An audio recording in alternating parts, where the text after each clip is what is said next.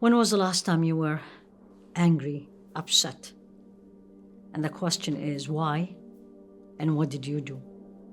And it's a very common scenario. I doubt if anyone that you know and I know did not get angry or have no anger. Anger in general is something Allah put it inside us. So it's there. So anger itself is not something gonna put dark spots in my heart. But what is the issue then? Why we are talking about it is how I react to anger is gonna either make more black dots or it's gonna actually make more white dots.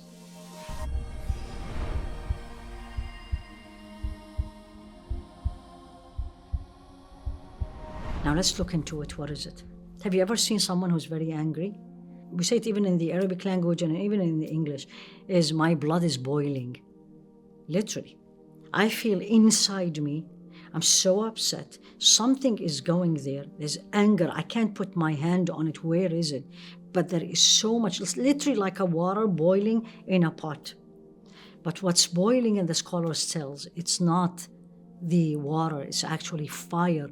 The person who is in a state of anger. So it's exactly like Shaytan when Allah subhanahu wa ta'ala ordered the angel to prostrate to Adam and he was so upset. How do we know? Because what did he say? Me? أَأَسْجُدُ لِمَنْ خَلَقَتَ طِينًا? Am I going to prostrate to whom you created from clay? Or in the other verse, خَلَقَتَنِي مِن نَارٍ, you created me from fire. وَخَلَقَتَهُ مِن طِينٍ. So anger is usually, literally part of fire is inside me. And what is wrong with that? We all say this. The answer is how I am going to respond. And most of the time, my response is not pleasing to Allah. This is why when the Sahabi, the companion, came to Rasul alayhi salatu wasalam and said to him, give me a good advice, awsani. And he, subhanallah, said to him 2 words, لا تغضب, do not get angry. Another hadith to Rasul alayhi salatu wasalam may shed more light on the meaning of power and strength. Because normally what do we say? When we say, especially for men, we say they are so strong. Look at them when they wrestle. And Rasul alayhi salatu wasalam said the following, do you want to be even more stronger than the person who is wrestling and let's say is a champion in wrestling and you want to be better than that person?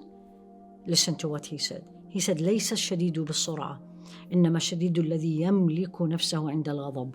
The real strong person, and that's a she and a he, by the way. Right? Women get angry and men get angry. Both genders do. The strong person is not the person who wins in a competition, right? Jiu-jitsu or wrestling. Literally, ash-shadid, the real strong person. The person who can control himself or herself in a state of anger. Very recently, subhanAllah, I witnessed this and I remembered this hadith. There was a meeting where there was in the meeting, like in a company, and there was the head of the company and another head of the company, and there was a woman right there.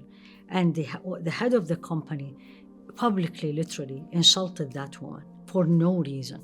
Subhanallah. And you can see this woman was not happy whatsoever. I mean, who will be? She controlled herself.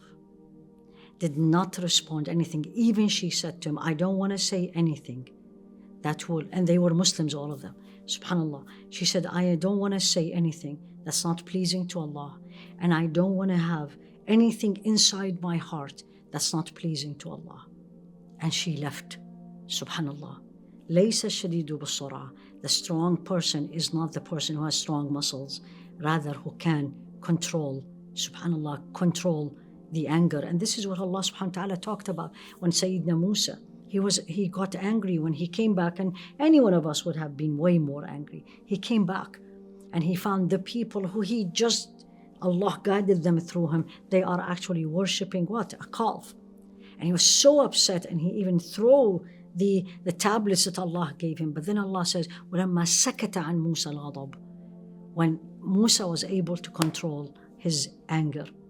So the person who can control the anger is the real strong person. Let us not confuse being calm and you didn't respond. Don't let anyone tell you you are weak On the contrary, it is much easier to lose your control, to lose your temper and start saying things not pleasing to Allah than stay calm and composed and speak only what pleases Allah subhanahu wa ta'ala. And Dhul Qarnayn, the righteous man, or the king actually with power, who Allah subhanahu wa ta'ala mentioned in Surah Al-Kahf, right? He met an angel and he asked the angel to teach him something that his faith will be stronger. Now remember, the pure heart is the heart that is full of faith. So what do I need to do to make my faith stronger? It's not only I fast, I pray, I give charity, all this beautiful, but there's other things on daily life outside the acts of worship. It also will increase my iman. And one of them is this. He asked the angel, what do I do? Give me something, teach me something that will make me strong believer. He said, do not get angry. And then he explained it. And he said, Shaytan will have a full control on the son of Adam when he is angry. And then he said, فَرُدَّ الْغَضَبْ بِالْكَظْمِ, meaning learn to control your anger. This is very important.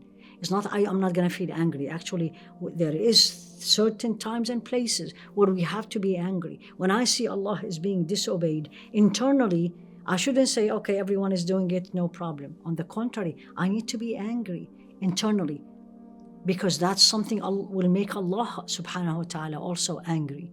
But the way I respond is what Allah is telling me. That's why He praised them. وَالْكَاظِمِينَ الْغَيْظَ وَالْعَافِينَ عَنِ النَّاسِ وَاللَّهُ يُحِبُّ الْمُحْسِنِينَ. Those who can control their anger and forgive people.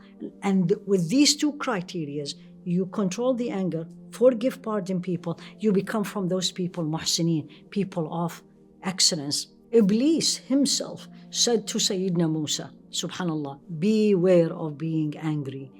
Look at this one. Because I play with the human being that in a state of anger, a man or a woman, the shaitan plays with that human being same way a child play with a ball. And we don't want that. Why do we get angry? And why some people not as angry as the others? Number one, which is another disease of the heart, is al-ujub, self-ostentation. I am better than everybody. I think I know. I think I look more beautiful. And then when someone does not treat me with the same expectation of me, I get upset.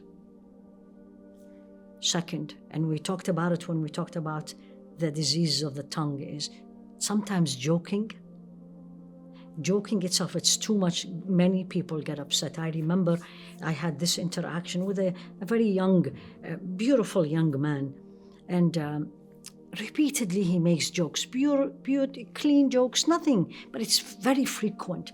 And then he was asking me that, I have a hard time having friends. And I said, this is the way you deal with your friends? He said, yes. I said, then this is it. He said, what is it? I said, don't joke too much because people will get upset with you. And those people, may Allah reward them, did not respond to you with anger. They just pulled themselves away. So joking is nice, but let's make sure it is within the frame that pleases Allah. Third thing, which is very common for us to get upset with, is when we argue. And we want to make sure we are right. We don't need to do that. You have a point, they have a point. Present your point. And if they didn't, and your point is for sure, it's right, let alone especially if it's in the deen, and they didn't listen to you, that's it. Because Allah subhanahu wa ta'ala don't take us accountable by the result. He takes us accountable by the effort. I explained and I'm done. And also we get upset when someone has more than what we have. And we get very upset with that, which basically what we are saying, Ya Allah, it's not fair why you gave them and you didn't give us. So anytime you get upset, let's say with your children, right? And the child in the kitchen and throw something on the floor and you got so upset. Getting upset is okay, but how you will respond? If you're gonna hit that child, that's not pleasing to Allah. If you're gonna say words, especially foul language to that child, that's not pleasing to Allah.